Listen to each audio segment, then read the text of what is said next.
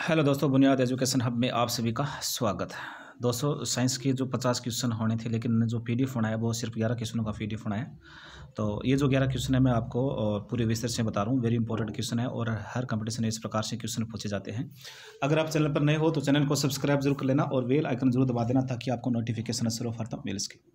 दोस्तों, इसमें 1 number question है कि मछलियों के यकृत तेल में किस विटामिन की प्रचुरता होती है। दोस्तों, जो मछलियों की जो यकृत तेल होता है इसमें आपको याद रखना विटामिन डी और विटामिन ए, विटामिन डी और ए की दोनों की क्या होती है, प्रचुरता होती है। ये आपको याद रखना। और विटामिन डी के बारे में दोस्तों आपको याद रखना, इसे अपन धूप की विटामिन भी कहते हैं। इसे अपन क्या कहते हैं, धूप की विटामिन भी कहते हैं। इसे अपन गरीब की विटामिन भी कहते हैं और इसे अपन प्राकृतिक विटामिन भी कहते हैं, क्योंकि ये जो विटामिन हमें सूर्य के प्रकाश से मिलती है। किससे मिलती है ये विटामिन, हमें सूर्य के प्रकाश से मिलती है। और विटामिन डी की कमी से कौन कौन सी रोग हो जाता है दोस्तों, आपको याद रखना विटामिन डी की कमी से रिकेटस रोग हो जाता है। कौन सा रोग हो जाता है, रिकेटस।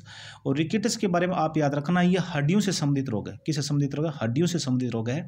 और इस रोग में अपनी हड्डियां मुड़ जाती है या कमजोर पड़ जाती है। ये भी आपसे पूछा जाता है कि कौन सी विटामिन हड्डियों की मजबूती में सहायक है, तो विटामिन डी। और किस विटामिन की कमी से हड्डियां कमजोर हो जाती है, तो आपको याद रखना विटामिन डी। और विटामिन डी का दोस्तों रासायनिक नाम क्या है, तो विटामिन डी का रासायनिक नाम है कैल्सीफेरॉल। क्या नाम है, कैल्सीफेरॉल इसका रासायनिक नाम है। हड्डियों की मजबूती में सहायक है, इसकी कमी से रिकेटस रोग हो जाता है। और विटामिन डी सबसे ज्यादा किस में पाई जाता है दोस्तों, ये आपको याद रखना कि दूध, मांस, मछली, अंडा आदि में विटामिन डी सबसे ज्यादा पाई जाती है। और इसके अलावा जो मछली का यकृत तेल है इसमें भी विटामिन सबसे ज्यादा पाई जाती है। फिर 2 नंबर क्वेश्चन है दोस्तों, इसमें दे रखा है कि दूरी का सबसे बड़ा मात्रक है। दोस्तों, दूरी की जो सबसे बड़ी इकाई है ना वो पारसेक है। क्या है, पारसेक है, ठीक है ना। ये आप याद रखना, दूरी का सबसे बड़ा जो मात्रक है या दूरी की सबसे बड़ी इकाई है वो पारसेक है। ये प्रकाश वर्ष से भी ज्यादा गुणा है, ये प्रकाश वर्ष से भी बड़ा है। फिर प्रकाश वर्ष किसकी इकाई है, यह किसका मात्रक है दोस्तों, आपको याद रखना प्रकाश वर्ष किस इकाई का मात्रक है, या किसका मात्रक है, किसकी इकाई है, तो आपको याद रखना दूरी का मात्रक है। ये प्रकाश वर्ष और ये पारसेक दोस्तों याद रखना, ये दोनों दूरी का मात्रक है। और दूरी का जो सबसे बड़ा जो मात्रक है, इकाई है, वो क्या है, तो आपको याद रखना वो पारसेक है। फिर देखिए दोस्तों, इस जो 4 नंबर क्वेश्चन दे रखा है वेरी इंपॉर्टेंट क्वेश्चन है। और जो 4, 5, 6, 7 ये मानव शरीर के तापमान से संबंधित है, टेम्परेचर से संबंधित है। वेरी इंपॉर्टेंट क्वेश्चन है। इसमें देखा है कि मानव शरीर का सेल्सियस पैमाने में तापमान कितना होता है। दोस्तों, जो मानव शरीर होता है इसका सेल्सियस पैमाने में जो तापमान होता है वो आपको याद रखना 37 डिग्री सेल्सियस होता है। अगर आपको केल्विन पैमाने में पूछ लिया जाए, तो केल्विन पैमाने में मानव शरीर का जो तापमान होता है दोस्तों वो आपको याद रखना 310 केल्विन होता है। कितना होता है, 310 केल्विन।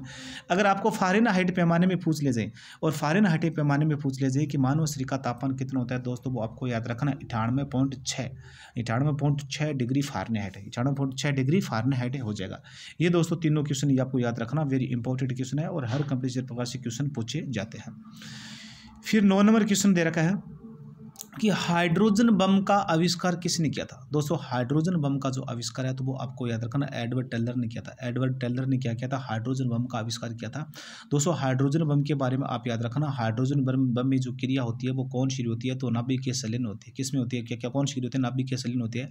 फिर सूर्य में कौन सी क्रिया होती है दोस्तों, सूर्य में भी आपको याद रखना नाभिकीय संलयन होती है, क्योंकि सूर्य का जो 71% भाग है वो किससे मिलकर बना होता है, तो वो आपको याद रखना हाइड्रोजन से मिलकर बना होता है। और इसलिए सूर्य में भी क्या होती है, नाभिकीय संलयन की क्रिया होती है। और हाइड्रोजन में भी कौन सी क्रिया होती है, तो आपको याद रखना हाइड्रोजन बम में भी कौन सी क्रिया होती है, तो नाभिकीय संलयन होती है, ठीक है ना। फिर देखिए दोस्तों, परमाणु बम का आविष्कार किसने किया था, तो परमाणु बम का दोस्तों आविष्कार किया था वो ओपेनहीमर ने किया था। ओपेनहीमर नामक वैज्ञानिक था जिसने परमाणु बम का आविष्कार किया था। फिर देखिए दोस्तों, परमाणु बम में किस प्रकार की क्रिया होती है दोस्तों, परमाणु बम में की जो क्रिया होती है वो नाभिकीय विखंडन होती है। किस प्रकार से क्रिया होती है, तो आपको याद रखना नाभिकीय विखंडन की क्रिया होती है। ये सभी के सभी क्वेश्चन दोस्तों वेरी इंपॉर्टेंट क्वेश्चन है। फिर हाइड्रोजन बम में कौन सी क्रिया होती है, वो दोस्तों सेन आ गया, मैंने आपको पहले बताया था। हाइड्रोजन बम होता है ना, हाइड्रोजन बम में आपको याद रखना दोस्तों नाभिकीय संलयन होती है। कौन सी क्रिया होती है, तो नाभिकीय संलयन होती है। और हाइड्रोजन के बारे में दोस्तों आप सभी जानते हो कि ये संसार का सबसे हल्का तत्व है, सबसे कम घनत्व वाला तत्व है। ये आवर्त सारणी का प्रथम तत्व है। ये एकमात्र तत्व है जिसमें प्रोटॉन पाया जाता है, न्यूट्रॉन नहीं पाया जाता है। ये न्यूट्रॉन विहीन तत्व है। ये आवर्त सारणी का एक आवारा तत्व है। हाइड्रोजन को भविष्य का ईंधन भी कहते हैं, हाइड्रोजन को आदर्श ईंधन भी कहते हैं, ठीक है ना। और सूर्य का अधिकांश भाग किससे बना होता है दोस्तों, हाइड्रोजन लिए बना होता है, तो ये दोस्तों आपको याद रखना बहुत अच्छी क्वेश्चन है। फिर लाफिंग गैस मतलब हंसी उत्पन्न करने वाली गैस, हास्य गैस का रासायनिक नाम क्या है? दोस्तों हास्य गैस का जो रासायनिक नाम है वो नाइट्रस ऑक्साइड है। क्या नाम है? Nitrous oxide. हंसी उत्पन्न करने वाली जो गैस होती है वो कौन सी होती है दोस्तों? आपको याद रखना वो नाइट्रस ऑक्साइड होती है। कौन सी गैस होती है? नाइट्रस ऑक्साइड होती है।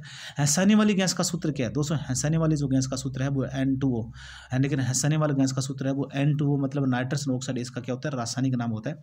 ये देखिए दोस्तों अपने जो 11 क्वेश्चन कंप्लीट हो गए और वेरी इंपॉर्टेंट क्वेश्चन थे। और कल दोस्तों मैं आपके लिए 50 क्वेश्चन ला रहा हूँ, वेरी इंपॉर्टेंट क्वेश्चन है। और अपने वीडियो को अपने दोस्तों को ज़्यादा से ज़्यादा शेयर करना, और वेरी इंपॉर्टेंट क्वेश्चन है। और हर कंपनी में इस प्रकार से क्वेश्चन पूछे जाते हैं, चाहे आप वनपाल, वनरक्षक या SSC GD या SSC CGL या ISRS जो भी आप तैयारी कर रहे हो, जो आर्मी वगैरह जो भी तैयारी कर रहे हो, तो हर कंपनी में इस प्रकार से क्वेश्चन पूछे जाते हैं।